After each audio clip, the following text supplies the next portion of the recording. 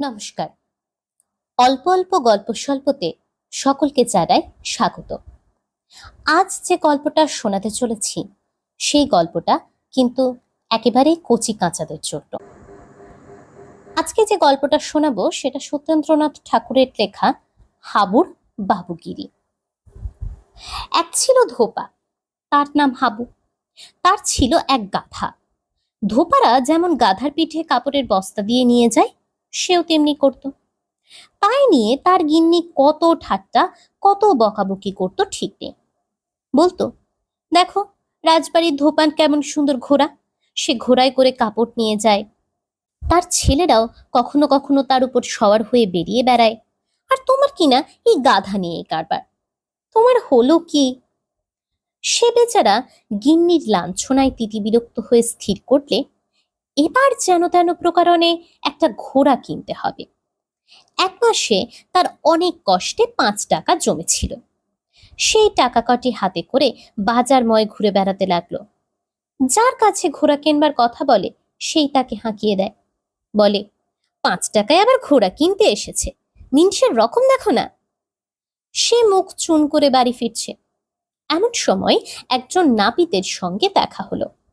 নাপিত জিজ্ঞাসা করলে, কেন ভাই, তোমার কি হয়েছে? অমন মুখ ভার করে চলেছ কোথায়? হাবু বললে, আর ভাই কি বলবো, আমি একটা ঘোড়া কিনতে চাই। ঘোড়া না হলে আমার গিন্নি আমাকে খেয়েই ফেলবে। আমি যার কাছে কিনতে চাই সেই আমাকে গলা ধাক্কা দিয়ে তাড়িয়ে দেয়। আমি কত খেটে খুঁটে এই 5 টাকা জমালুম, সবটাই কড়াই গন্ডায় দিতে প্রস্তুত, তবু কেউ আমার কথায় কান দেয় না। কি করি বলো দেখি নাপিত ভায়া। নাপিত বললে, তা ভাবনা কিসের, আমি সব ঠিক করে দিচ্ছি। তোমাকে ঘোড়া না দিতে পারি, ঘোড়ার ডিম এনে দিচ্ছি। সে ডিম ফুটলে এমন সুন্দর বাচ্চা হবে যে যে দেখবে তার তাক লেগে যাবে। তুমি একটু বসো, আমি এখনই তোমাকে এনে দিচ্ছি। কাছেই নাপিতের কুঁড়ে ঘর ছিল। সেখানে গিয়ে বেশ একটা বড় কুমড়ো বের করলে। তারপর ভালো করে চুন মাখিয়ে ধোপার কাছে এনে হাজির। এই দেখো ভাই, তোমার জন্য ডিম এনেছি। এর দাম অনেক, কিন্তু বন্ধুতার খাতিরে তোমাকে সস্তা দিচ্ছি। আমাকে এই 5 টাকা দিলেই হবে। এটা 7-8 দিন রোদ্দুরে রাখতে হবে, তারপর ফুটলে এর থেকে এমন ঘোড়ার বাচ্চা বেরোবে যে তুমি তখনই তার উপর চড়ে দৌড়ে বেড়াতে পারবে। এই বলে হাবুর কাছ থেকে পঞ্চমুদ্রা নিয়ে পিট্টান দিল। হাবু তো ভারী খুশি। সে তখনই ডিম মাথায় নিয়ে চলল।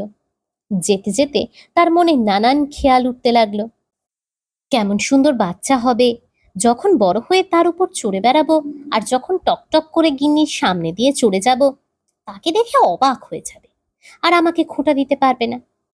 বলতে বলতে সে সত্যই এমন দ্রুত বেগে ছুটল যে ডিমটা মাথা থেকে পড়ে ছড়কুটে গেল। সেই সময় কাছ থেকে একটা শেয়াল যাচ্ছিল। তাকে দেখে হাবু ভাবলে, এই বুঝি বাচ্চা বেরিয়ে পালাচ্ছে। এই ভেবে তার পিছনে পিছনে ছুটল। এই ধরে আর কি। যখন ধরধর হলো তখন শিয়ালটা 2 পায়ের মধ্যে ল্যাজ গুটিয়ে দে ছুট।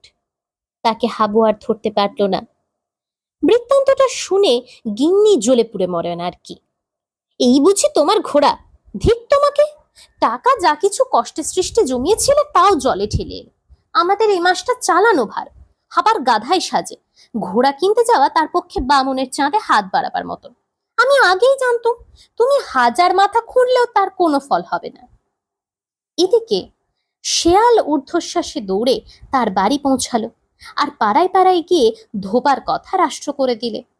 শেয়ালদের একখণ্ড সভা বসল।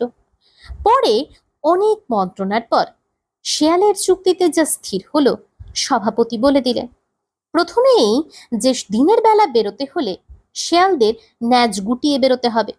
দ্বিতীয় এই যে সকাল সন্ধ্যা যে যত পারো চেঁচিয়ে ডাক ছাড়বে, আর যখনই হোক একজনের ডাক শুনলে 10 জনে তাতে যোগ দিয়ে সকলকে সাবধান করে দেবে। এই নিয়মে না চললে ধোপার হাতে কোনোদিন তোমাদের প্রাণটা খোয়াতে হবে না, তা বলা যায় না। সেই অবধি শিয়ালদের মধ্যে এই নিয়মগুলি চলিত হয়ে গেল। ধোপা যদিও আপনার ঘরে গিন্নির কাছে অপদস্থ, কিন্তু শিয়াল মহলে তার খুব নাম। তার নামে সকলেই সশঙ্কিত। তোমরা এতক্ষণ শুনছিলে সত্যেন্দ্রনাথ ঠাকুরের লেখা গল্প হাবুর বাবুগিরি। যদি তোমাদের গল্প ভালো লেগে থাকে তাহলে মাঝে মাঝে অল্প অল্প গল্প স্বল্পের এই পেজটাতে এসে একবার করে গল্প শুনে যেও। ভালো করে মন দিয়ে পড়াশুনো করো, আর একদম দুষ্টুমি করো না কিন্তু। খুব শিগগিরই তোমাদের সাথে আবার আড্ডা মারতে আসবো নতুন একটা গল্প নিয়ে। ততদিন পর্যন্ত খুব ভালো থেকো। সকলকে